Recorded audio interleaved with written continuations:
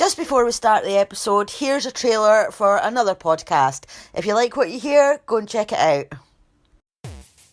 Hey there, do you like movies, cartoons, video games, anime, and everything in between?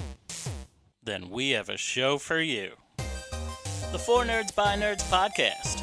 Every week, Josh and Ben bring you all the latest and greatest in movie reviews, news, commentaries, interviews, special guests, and tons of bonus episodes. New episodes come out every Monday. We also make great nerdy content on our YouTube channel.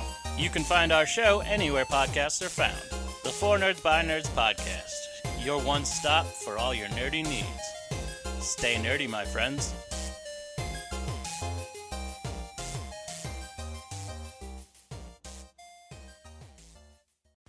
Hello and welcome to Crime Divers. I'm Laura. And I'm Jill. And join us this week as we dive into a double episode featuring A Neighbour from Hell and A Nightmare Before Christmas.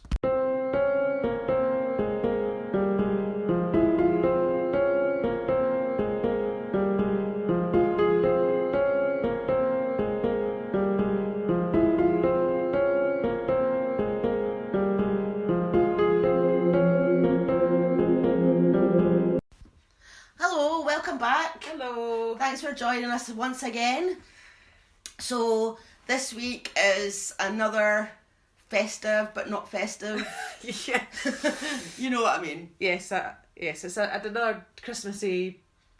Put it this way, the crime happened at Christmas. That's basically... Well, wait, there's two crimes. Well, yeah, there's two crimes. The reason why I've done two is because neither of them was a particularly long episode, so I thought, well, why not just give you two for the price of one, basically? Yeah, why not? It's Christmas, you know. Yeah, it's Christmas, so time of giving.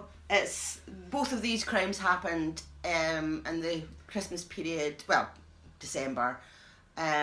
So they're not festive, but they never are. No, they're not. They're as bad as they usually are. Yes. Basically. I'm quite interested for these two. Why? Well, because you could have told me little snippets about them, so they've kind of got me a bit of it. Yeah. Well, I'll just like the first one is more about the actual person, to be perfectly honest. And the second one is very short. There's not much information about it at all, but there's enough information to. Because do you know what? Let's just dive in and. Yeah, which one are we doing first? The first one we're doing is called A Neighbour from Hell, and it's actually, near us, so you could say. Oh, another neighbour, one near us. One of our neighbours. Yeah, it happened in Edinburgh. Oh wow, so not far. No, not far away from us. So should we dive in? Let's dive in. Okay. So, Melissa Young, she had been born male, but she became female in 2002. Okay. In 2003, she got a job in a sauna in West Annandale Street in Edinburgh, Scotland. Like an actual sauna? Like a sex worker sauna. Oh, right, okay. So not an actual sauna then. So, well, that is what they call them. Is it like I thought they called them like brothels. Well, I don't know the difference between a sauna and a brothel, but I think they do the same thing. Oh, okay, right, okay. He was me thinking that was a little joke there, thinking that you were going to tell me it was a proper one, and actually it wasn't. Don't ask me questions that I don't know the answers to. Okay. Well, I meant to. So, her boss, who goes by the name Cher, is actually a man. Right, okay. But he didn't, like the article that I read, he didn't want to use his real name.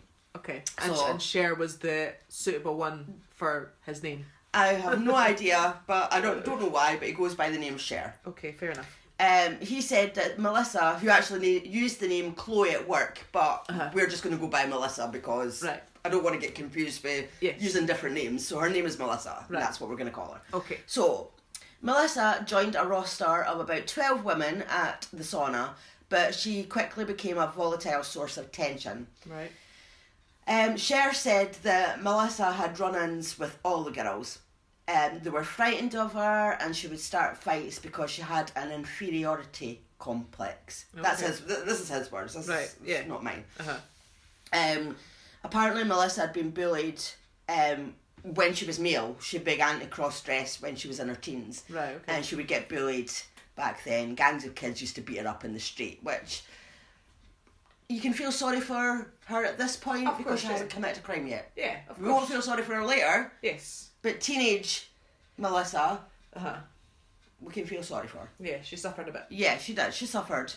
And, you know, nobody, when nobody wants, you know, bullying's bad. Of course. But, you know, when you're maybe different, then it just makes it so much worse. You know, that you're getting beaten up for things, something like that, which has become natural to her. Yeah. But, you know. Well, that's it. I mean, kids are cruel at any time. They are. And as soon as they see somebody who's a bit different to them, yeah, that's when it starts, isn't exactly. it? So that, I mean, that's all I know about it. I don't know anything about her childhood. That's pretty much it. Right. She didn't have much of a life after becoming female. She suffered from paranoia and thought people were talking about her all the time. And I just want to say, if you can hear something noise in the background, one of my neighbours is getting their driveway done and decided to, I don't even know what they're doing. I think they're drilling something. Yes, it's So rather I apologise for that, but I can't exactly, well, maybe I can. Laura, go out there and ask them to stop. I think I would get told to do one. Yeah, I think you would.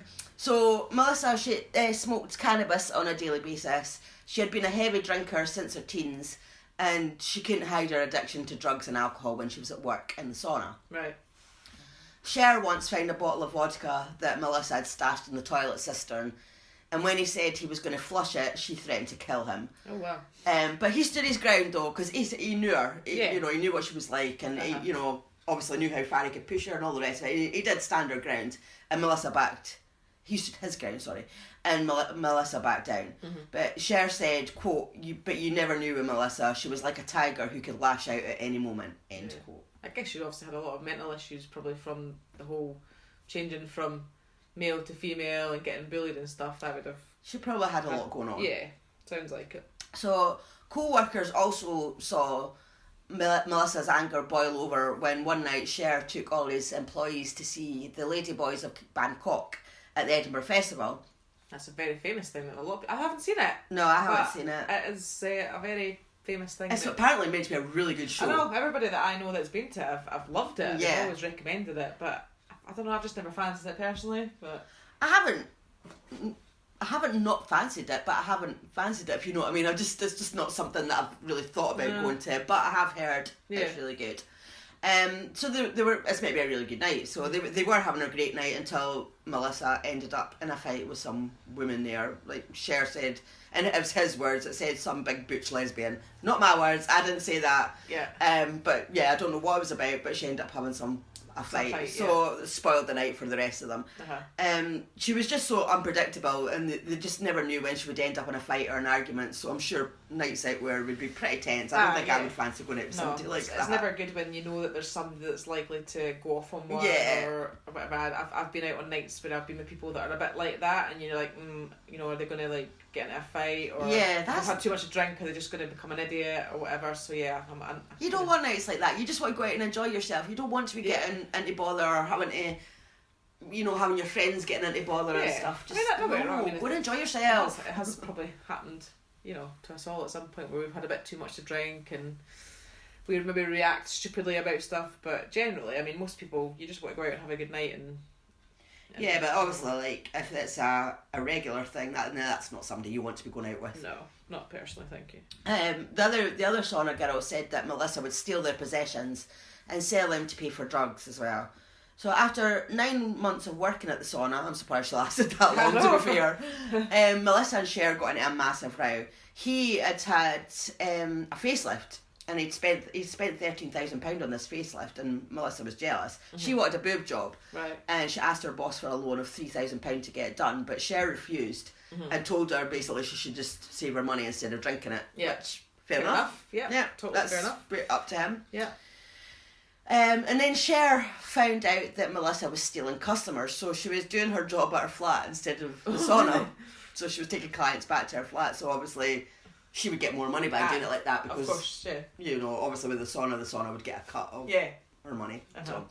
So that, along with stealing from our employees and the row about the boob job money, it just all came to a head, and Cher sacked Melissa, which, fair do. I mean, like, I'm surprised, as I said before, I'm surprised well, yeah, I mean, she that long. sounds like she was a problem employee from the start, really. Yeah, but funnily enough, they did actually stay friends afterwards, so she must have took it personally. Oh, fair enough. Because I was kind of, when I read that, I thought, oh, he's in trouble, but no. They stayed friends? Yeah, they stayed friends after that, so... Melissa was then evicted from her flat after a client knocked on the wrong door and her neighbours phoned the police. Like, seriously, like, if you're going to be knocking on somebody's door... I mean, because he must have actually told them what he was there for. I was just going to say, you could have just asked if she was there. I mean, you would... Because her name was Chloe, obviously, as we said before. Like, if you just said, is Chloe in? And surely they would just say, no, you've got the wrong house. And he'd have been like, oh, right, okay. Mm-hmm. But he must have...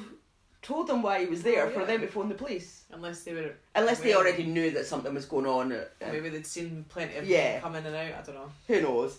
And then after that, she was jailed for 18 months for shoplifting. Oh. So, a bit of a colourful person. Definitely.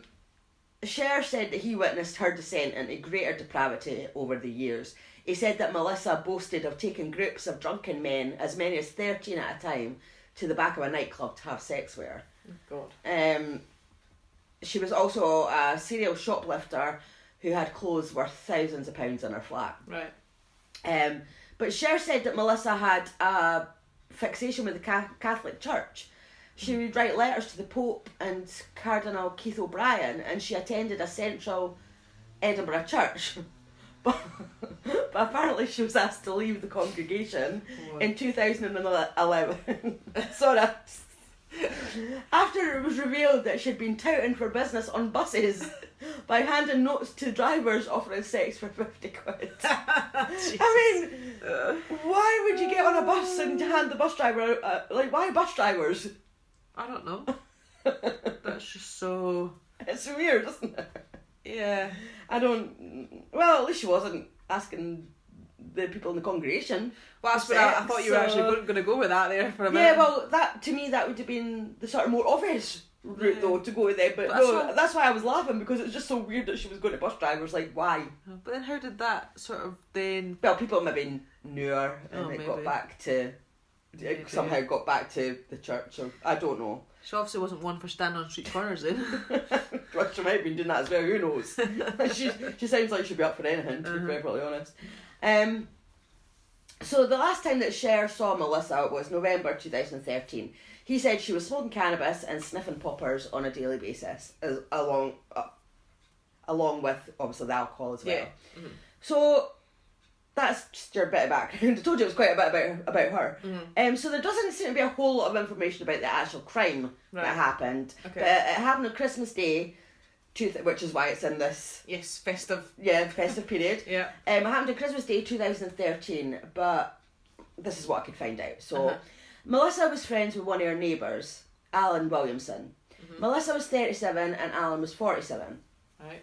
They lived in a block of flats at 3 Glenure, don't know how to pronounce that, Lone in Edinburgh. It's don't know where that is. Clermiston, I think it is. Oh, right, okay. So which you will know, but our listeners probably won't. So well, I say I know it. I mean, I think it's at the other end of town, isn't it? I don't know. No, I've seen buses with Clermiston written on it. What, the 26th of Clermiston? is that the only reason you know it? Yeah, because the bus that I used to go from where we used to live goes to Clermiston. Oh, so it must be like way past like the zoo and stuff. Yeah, I think it's past the zoo. Because that's quite far, isn't it? Anyway. Why are we even talking about a bus route? Our listeners who don't come from Edinburgh don't really care. No, they don't. No, they don't. So Melissa lived in flat 6 and Alan lived in flat 9. So Alan visited Melissa on Christmas Day. She gave him a present of a pair of unisex trainers and a copy of the Sun newspaper's 2014 calendar. Okay.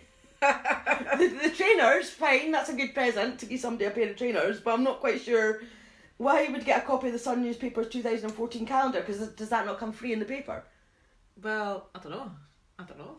Maybe. Anyway, we shouldn't be laughing. It's the thought that counts, isn't it? Well, if you say so.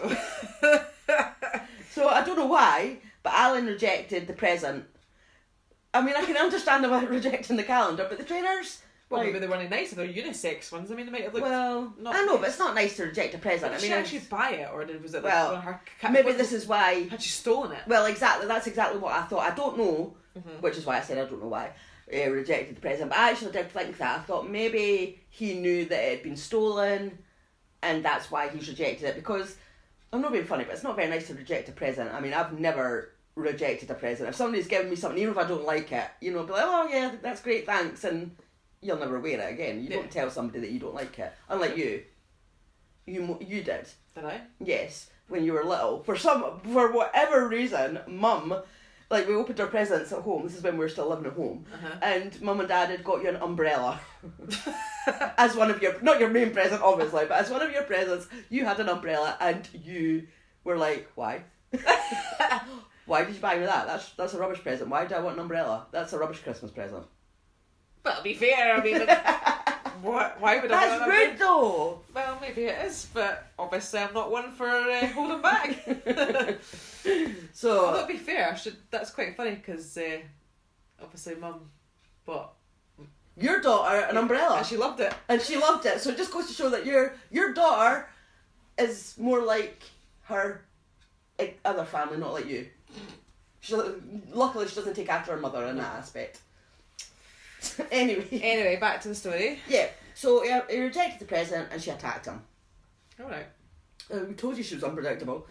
There's a bit that I don't really well, she locked the front door so that he couldn't get out. Right. And then she phoned the police. But I don't know why she phoned the police. It's not said. I don't know what she said to them, but Alan was heard in the background shouting, "Let me out." Right. But she didn't let him out. So was she trying to make it out like he'd attacked her? I have no idea. Honestly, I couldn't really figure that out. And as I said, I only know what I've read. So she didn't let him out. But then she phoned the police again and told them that she had stabbed someone about 7 times. Right. She said, quote, "I'm psychiatric. Can you take me to the Royal Edinburgh Hospital, please?" End quote. The Royal Edinburgh is a psychiatric hospital. Yes. For, people that won't know that. Yes. So when the police arrived at her flat, Melissa's hands were covered in blood and Alan was lying dead behind her front door. Right. So he must have been trying to get out the door. Yeah, and she That's stabbed awful, him. isn't it? And then she told the police that she needed to go to Carstairs Hospital, which is also a psychiatric hospital, just in a different place, isn't it? Yeah. That's like... That's down... Is it not near, like, Carlisle or something, no? No, it's more like sort of Lanark, isn't it? Oh, yeah, I'm thinking of something else. Yeah, no, it's more that sort of way. Yeah, I think so. I've passed it a few times on the way to a place called New Lanark. I don't know if you're... Yeah. Anyway. Somewhere down there. Well, I don't know why people need to know where it is. It has no relevance. I don't know why we keep talking about where things are. It has no relevance to the story. She just said that she needed to... I don't know why she changed her mind from the Royal Ed to Carstairs. Maybe she's got friends there or something. Maybe. Who knows? So anyway, back to the crime, which we're not laughing at. No, of course. So she'd stabbed Alan more than 7 times. Right. So there were 29 stab wounds. 12 on the left side of Alan's chest, 12 on the upper limb, and 5 on the left lower side. Right. Several of the wounds penetrated the chest cavity, causing injuries to the left lung and heart. Several other stab wounds penetrated through the diaphragm to enter the abdominal cavity, where there were associated injuries to the stomach, pancreas, and spleen. On the lower left limb, one of the stab wounds resulted in the left femoral vein being transected. I didn't know what transected meant, so I looked it up. I was going to say I don't know. It just means it was cut. So the vein was cut. Right, okay. Don't know why they couldn't have just said that. Well, yeah. Why do you have to have fancy words? I know. Just say what it is. So the deepest wound on the left lower limb extended for a depth of 8.5 centimetres. Death was certified as being caused by stab wounds of the chest and the left leg. Because I think that femoral vein, surely that would have just bled out. Yeah. That's so major bleed there. Yeah. So obviously she was arrested and charged. So before the 5-day trial began, Melissa admitted killing Alan on the grounds of abnormality of mind, but she denied murdering him. Her plea of culpable homicide was rejected. A toxicology report revealed that blood taken after her arrest showed traces of 4 different drugs, and Melissa was over the drink drive limit, so she must have had quite a lot of alcohol in her as well. A doctor told the court that she was on 14 prescription drugs, inhaled solvents daily, drank to excess, and she had smoked heroin on that Christmas morning. So she was... Oh my God, she must be full of everything, yeah. She never actually overdosed herself. I mean, that's a lot. That is a lot. It is, isn't it? Start that again, sorry, every time. It emerged during the trial that Melissa had previously abducted and assaulted Alan earlier in 2013. After falsely alleging that he had stolen her house keys, confining him against his will and presenting a knife at him, he managed to get away that time by jumping from the first floor balcony of the flat to the garden below. So it makes you wonder why they still stayed friends after that. I know, and why he actually... Maybe he was scared. Maybe he was scared not to be friends with her. I don't know. Or maybe he just thought it was a one-off and... Yeah, maybe they'd had many other times where they were fine and got on great. Yeah, maybe. As I said before, there's not a whole lot of information in this case. So the major issue at the trial was whether or not Melissa was suffering from diminished responsibility at the time of the murder. 6 consultant psychiatrists.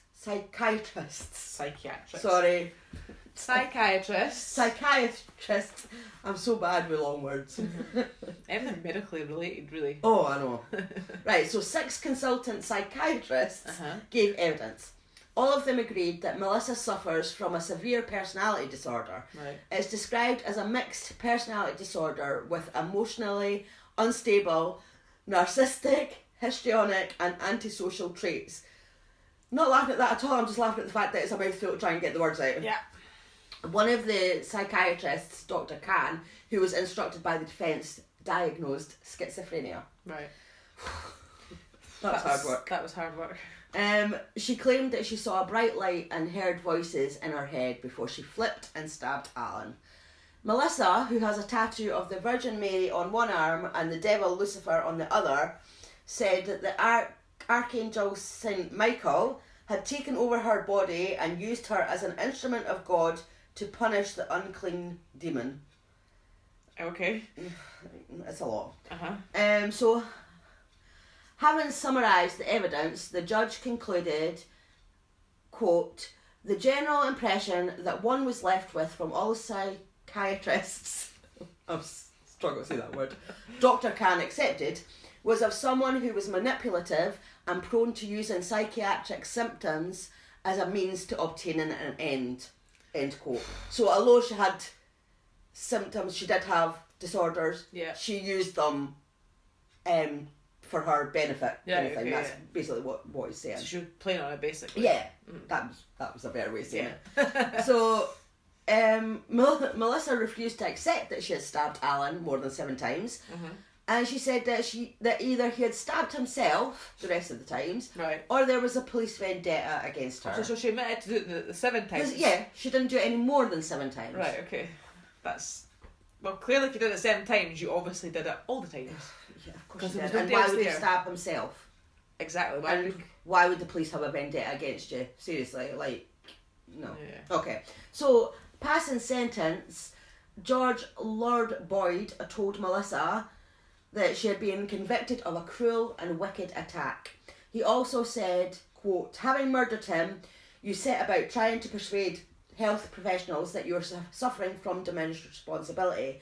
While it's true that you have a severe personality disorder, it's clear that it played no part in what happened that night. You showed no remorse. In fact, you told this court that you were indifferent to his death. End quote. So, Melissa was sentenced to a life sentence with a minimum of 20 years for the murder of Alan Williamson. She did appeal against her sentence a couple of years later, but it was refused. Yeah. So she just didn't want to take responsibility. She tried to use her disorders as an excuse, and then when she did get caught and everything, she still tried to use it. She wouldn't accept. Yeah.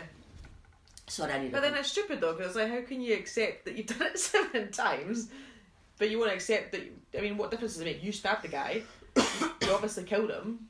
It doesn't make any sense at all to me. But she got what she deserved. She got Oh, absolutely. A minimum of 20 years in jail. They didn't accept that it was diminished responsibility. So, great. Yeah. So, that's one done. So, now this one is really short. Okay. And it is called A Nightmare Before Christmas. A Nightmare Before Christmas, because it was December 1994. So, Tracey Mertens was 31 years old. She had been with her partner, Joey Kavanagh, on and off since they were teenagers, and they had 2 children together. Daniel, who was 12, and Kelly, who was 11. So Joey was a drug user, and their relationship was often strained. So they lived in England. They had just moved from Birmingham to Rochdale, which is about 100 miles away. Okay. There were no presents under the Christmas tree, so Tracey decided to drive back to their old house to pick up their benefits book so that she could at least buy something for the kids for Christmas. So she drove back to Birmingham on the 22nd of December, and she decided to stay the night at her sister-in-law's. So the next day was the 23rd of December. She went back to the old house at 10 Cattell's Grove. I can never pronounce anything. Doesn't really matter. That's where she went. Okay then. So, right, okay, you're not going to be laughing in a minute, so get that out of the way. So just before midday, someone knocked at the door, because I think she spent like maybe about 10 minutes there. She was getting the benefit book. She maybe picked up some other stuff that had been left behind, I don't know. Right. So this is where it's bad. So Tracey opened the door to see 2 black men standing in the doorway. They shouted, "Where's Joey?" And she said he wasn't there. The men grabbed her and they forced her into the back of a yellow Mark II Ford Escort car, obviously. Didn't say car, but it's a car. Yeah, okay. The car had a silver panel and there was a yellow cuddly toy stuck on the back of the window. The back window, sorry. Right, yeah. So the men started driving, and after a while they started arguing in patois, I think it's called, which is a Jamaican dialect. Oh, okay. I'm telling you this now because this is unsolved. So this is what we know about it. Okay. So this is why I'm telling you things that you're kind of like, well, that is relevant. Okay. So they drove for about 60 miles to a place called Eton, which is in Cheshire. They stopped outside Christchurch and forced Tracey out of the car. This is really bad, by the way. Oh, okay. It's absolutely horrendous. I'm just warning you. Yeah. They took her into the courtyard of the church. One of the men doused her in petrol. Oh no. And they set her on fire. And then they just left. So I don't know how long she was on fire, but after 5 hours after she'd been taken from the house, so obviously by the time they travelled and everything like that. So about 5 hours later, a passerby heard screaming and came running to help. As soon as he saw her, he phoned the emergency services. The man said that he initially thought that she was wearing a costume as her burns were so horrific. That's God. How bad she looked like she... that's horrible. Yeah. I did warn. That's why I thought I have to warn you, because why would you do that to someone? There's ways of doing things to people, and that is just has to be one of the worst things to do. I mean, that's that's going to inflict some unbelievable pain. Yeah. So there is police photos of Tracey, but I'm not posting them. I accidentally came across them online, and they're really upsetting. Yeah. And I just don't see the need for anybody to see them. I mean, if anybody wants to see those pictures, they're available online. Yeah. But I would rather just post a picture of her when she was alive and well. Yeah. There was no. I couldn't. I'm actually horrified that I actually saw the pictures. Like, it's awful. What a shame. So Tracey suffered burns to 95% of her body, and her shoes were so badly burnt that the police described them as looking like just like a lump of coal. I don't think they actually realised it was her shoes to start off with. Okay. She was so badly burnt that the doctors couldn't even find a vein to administer pain relief medication when she got to the hospital. So can you imagine how much pain, and they couldn't even find a vein to help her. Yeah. So she actually, she's a trooper. She clung on to life for 12 hours after being admitted to hospital, which is why we have the information that we do, because she used her final hours to tell... Oh, she could actually she told the detectives as many details as she could, so that's how we know what happened, and the fact that they were speaking in the Jamaican dialect and things like that. That's how we know, because she managed to tell them. So she said that her attackers were two black men in their early 30s. Both were overweight, and they were both wearing brown leather caps and thigh-length leather jackets, and they had Birmingham accents. So unfortunately, Tracey died on Christmas Eve, 1994. The police immediately started interviewing family and friends, including Joey. He told them that he was a drug user and owed quite a bit of money to dealers. But, get this, I don't like this guy and I don't care if he's listening. Joey has always denied that he was the cause of Tracey's murder. I'm sorry. But why else would they be at the door? They came at the door looking for Joey. Yeah. So, and then he said that he used drugs and he owed money. So, yes, But you've got a part to play at least. I mean, if it wasn't for you being a drug user and you actually owing people money, they wouldn't have been knocking at your door. They wouldn't be looking for you. Yeah. I mean, obviously, I think it's terrible that the two men have then taken her, even though it's not her fault. He would never know that was going to happen to her. Yeah. I suppose, so I don't mean that he played any part in that way.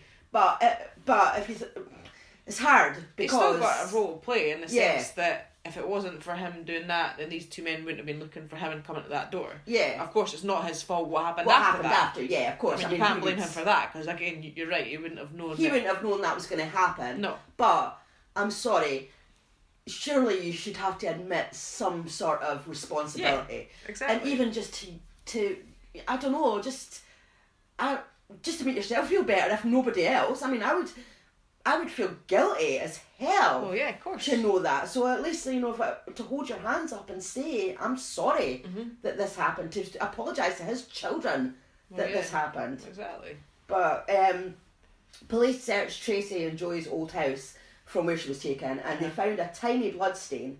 So they do have a DNA profile. Okay. But it doesn't match anyone on the database. Right. So they need names, they need leads to try and find out whose blood that is. So, weeks before her murder, Tracey and Joy's former home was broken into, and the word death was smeared on a window. So police believe that the break-in was detailed. Police believe the break-in was related to the murder. So why would Joy let her even go back there on her own then? I mean, if they'd already had a previous break-in with that, I mean...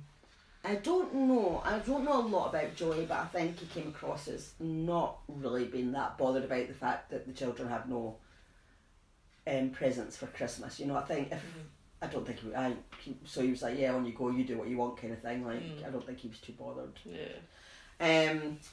So police received a fresh lead when a couple came forward who owed money for drugs. They said that they received a phone call saying that if they didn't pay, they would get what Tracey Mertens got. Right. Which...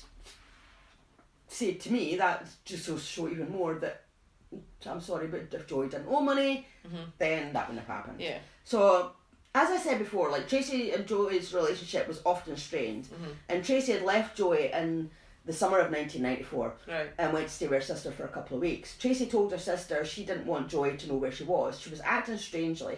She taped up the letterbox, the windows, the curtains, she had them taped up against the windows so they wouldn't move.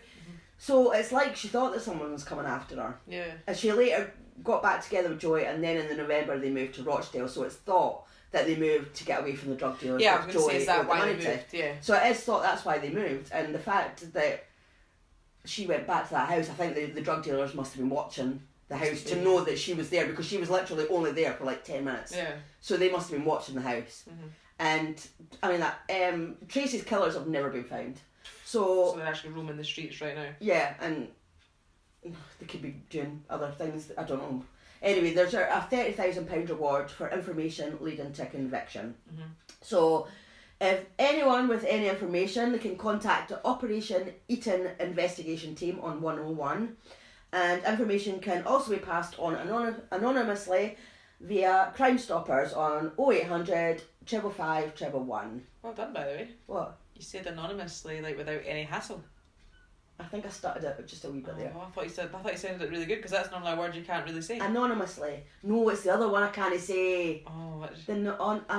Oh, yeah. No, that one. The one that we can't see. I can see anonymously. Oh, I thought it was that one. No. Oh, right, okay. So thanks anyway. Alright. So please, if anyone has the tiniest bit of information, please let the police know. These murderers have been getting away from it for far too long. Because that's like, what, 26 years? Yeah, 26 years. They need to be caught. Yeah. So I will put the phone number in the show notes. Yeah. And that's it. So that's horrific. That, as I said, that was a really short one. Yeah. So, but I felt that I had to, because I came across it. Yeah. I felt like I had to. Well, I had to do it. Yeah. So that's why I just thought, well, I'll just put it in another episode that's not as another case that's not as long. So. No, but that must be awful. So please, as I said, like, hopefully these murderers are gonna get caught. I know. So that's it. Done. Well, I've not really got much to say to that because that was quite a sickening one there. That was awful. Mm-hmm. It was. So anyway, if you want to follow us on Instagram or Twitter, we are crime_divers_pod. We have a Facebook page, Crime Divers Podcast. We have email, crime_divers_pod@outlook.com. YouTube, which is Crime Divers Podcast. And if you would like to join us on Patreon, we have bonus episodes. You can have early access to episodes, and just to generally support the show, you can head on over to patreon.com and search for Crime Divers Podcast. You'll find us there. Yeah, you'll find us somewhere. I think we're pretty much everywhere. So pretty much. Yep. So we'll be back next week. Yes. Thanks for listening. Thanks for listening. Bye. Bye.